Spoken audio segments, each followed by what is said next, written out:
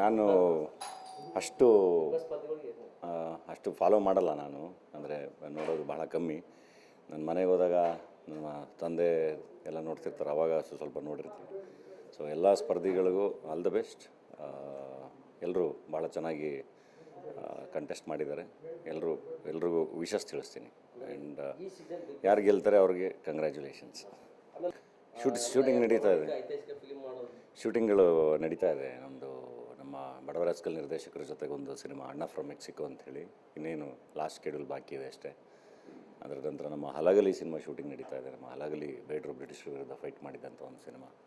And 666 operation dream theatre shoot, 3 ಶೂಟ್ಗಳು continuous ಆಗಿ ನಡೀತಾ ಇದೆ. ಆ್ಯಂಡ್ ಐ ಥಿಂಕ್ ಬೈ ಈ ಇಯರ್ ಮಿಡ್ಡಿಂದ ರಿಲೀಸಸ್ ಶುರುವಾಗುತ್ತೆ ನನ್ನ ಆ್ಯಕ್ಟಿಂಗ್ ಸಿನಿಮಾಗಳು. ಸದ್ಯಕ್ಕೆ ನಮ್ಮ ಪ್ರೊಡಕ್ಷನ್ ಸಿನಿಮಾಗಳು ರಿಲೀಸಿಗೆ ರೆಡಿ ಇದ್ದಾವೆ. ಜೆ.ಸಿ. ದ ಯೂನಿವರ್ಸಿಟಿ ಅಂಥೇಳಿ ಟ್ರೈಲರ್ ರಿಲೀಸ್ ಮಾಡಿದ್ದೀವಿ ನಿನ್ನೆ. ನಮ್ಮ ಶಿವಣ್ಣ ಮತ್ತು ಪ್ರೇಮ್ ಅವರು ರಿಲೀಸ್ ಮಾಡಿಕೊಟ್ರು. ಸೊ ಜುಡಿಷಿಯಲ್ ಕಸ್ಟಡಿ ಮೇಲೆ ಇರೋವಂಥ ಸಿನಿಮಾ, ಜೈಲ್ ಬಗ್ಗೆ ಇರೋವಂಥ ಸಿನಿಮಾ. ಅದು ಈಗ ಫೆಬ್ರವರಿ 6ನೇ ತಾರೀಕು ಪ್ರೊಡಕ್ಷನ್ ಹೌಸಿಂದ ರಿಲೀಸ್ ಆಗ್ತಾಯಿದೆ. ಹೊಸ ಹೀರೋಯಿನ್ ಆ್ಯಂಡ್ ಹೊಸ ಡೈರೆಕ್ಟ್ರು, ಒಂದು ಇಡೀ ಹೊಸ ಟೀಮ್ ಇಂಟ್ರೊಡ್ಯೂಸ್ ಮಾಡ್ತಾಯಿದ್ವಿ. ಎಲ್ಲ ಪ್ರೇಕ್ಷಕರಿಗೆ ಬಂದು ಜೆ.ಸಿ. ದ ಯೂನಿವರ್ಸಿಟಿನ ಥಿಯೇಟ್ರಲ್ಲೇ ನೋಡಿ ಅಂಥೇಳಿ ಕೇಳ್ಕೊತೀನಿ. ಅದೇ ಹಲಗಲಿ ನಡೀತಾ ಇದೆ. ಆಲ್ಮೋಸ್ಟ್ 40% ಶೂಟು ಕಂಪ್ಲೀಟ್ ಆಗಿದೆ. ಇವಾಗ ಮತ್ತೆ ಸ್ಕೆಡ್ಯೂಲ್ ರೆಸ್ಯೂಮ್ ಮಾಡ್ತಾಯಿದ್ದೀವಿ. ಆದಷ್ಟು ಬೇಗ ಕಂಪ್ಲೀಟ್ ಮಾಡ್ತೀವಿ. ಅದು ಎಲ್ಲರೂ ಇರ್ತಾರಲ್ವ, ನಿಮಗೆ ಅವ್ರು ತಮಾಷೆ ಮಾಡಿದ್ದು, ನಮ್ಮ ಹೀರೋಗೆ ತಮಾಷೆ ಮಾಡಿದ್ದು. ನಿಮಗೆ ಒಂದು ಸಿನಿಮಾ ತಂಡ ಅಂದಾಗ ನಿರ್ದೇಶಕರು, ನಾಯಕಿ, ಹೊಸ ಟೆಕ್ನಿಷಿಯನ್ಸು, ಹೊಸ ಮ್ಯೂಸಿಕ್ ಡೈರೆಕ್ಟರ್ಗಳಿಂದ ಹಿಡಿದು ಎಲ್ಲ ಥರದ ಮಕ್ಕಳು ಇರ್ತಾರೆ. ಸೊ ಅದನ್ನು ಆ ಥರ ನೋಡಬೇಕು. ಇಲ್ಲ, ಅದು ಐ ಥಿಂಕ್ ಟಿಕೆಟ್ ರೇಟು ಇಷ್ಟೇ ಇರಬೇಕು ಅಂತ ಹೇಳಿ ಅದನ್ನು ಏನೂ ನಡೀತಾ ಇದೆಯಲ್ಲ.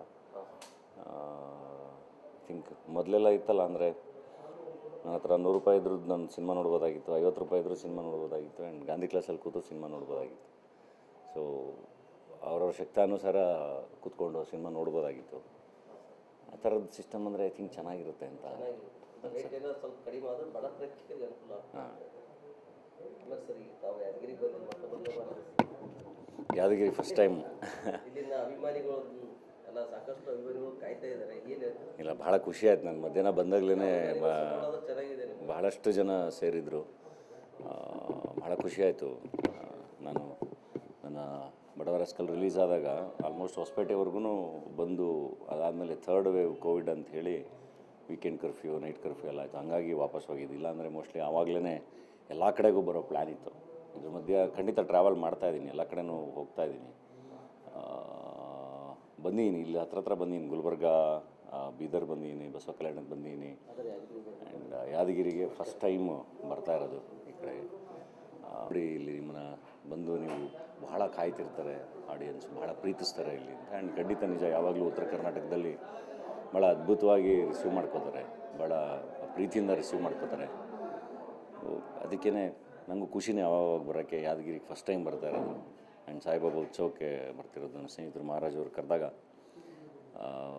ಅಂದರೆ ಎಷ್ಟೊಂದು ಸರಿ ಅಂದ್ಕೊಂಡು ಹೋಗೋಕ್ಕಾಗಿಲ್ವಲ್ಲ, ಅಟ್ಲೀಸ್ಟ್ ಈ ಥರದ ಈ ಜಾತ್ರಾ ಮಹೋತ್ಸವಕ್ಕಾದ್ರೂ ಹೋದಂಗಾಗುತ್ತೆ. ಎಲ್ಲರೂ ಅಭಿಮಾನಿಗಳಿಗೊಂದು ಸರಿ ಹತ್ತಿರದಿಂದ ಮಾತಾಡಿಸ್ದಂಗಾಗುತ್ತೆ ಅಂಥೇಳಿ